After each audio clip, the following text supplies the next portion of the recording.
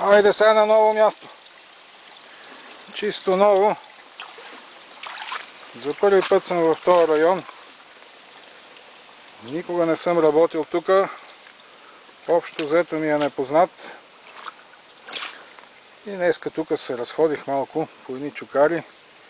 Харесах си едно деренце.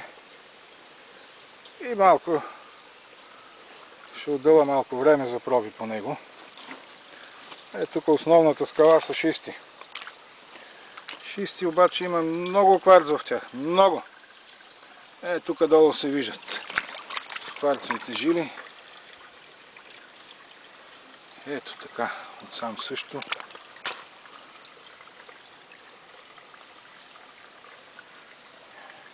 Шистово злато. Повече пластинчато. Но да видим първо дали ще го има. По принцип шистите, като това е мека скала, слаба скала, не прави много трайни капани. Може да събере за някаква отсечка така в някой част някакво злато, обаче една по-голяма вода като дойде, лесно разрушава камъка, вади го златото и заминава с баластрите надолу на друго място. Ето тук кварц е също доста.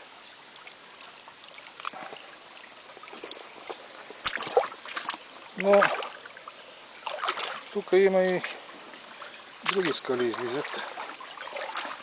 Тук си харесах едно местенце сега. На него ще поработя.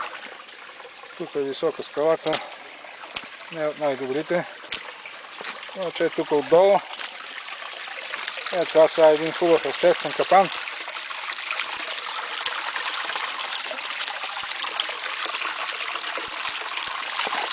Това е коренна скала, да се вижда, не са камъни. Коренна скала и тук от горния край.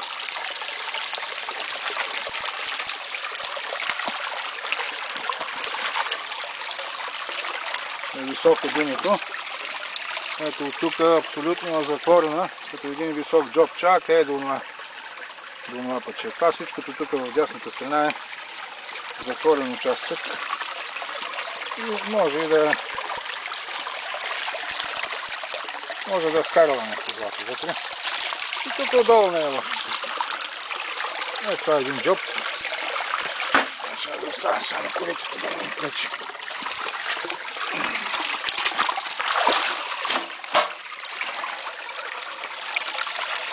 Тук е един джоб.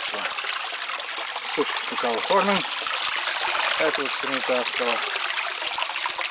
Кореното. Насам върви. Така че тук е това место. Насам вече е изхвърлила нанос.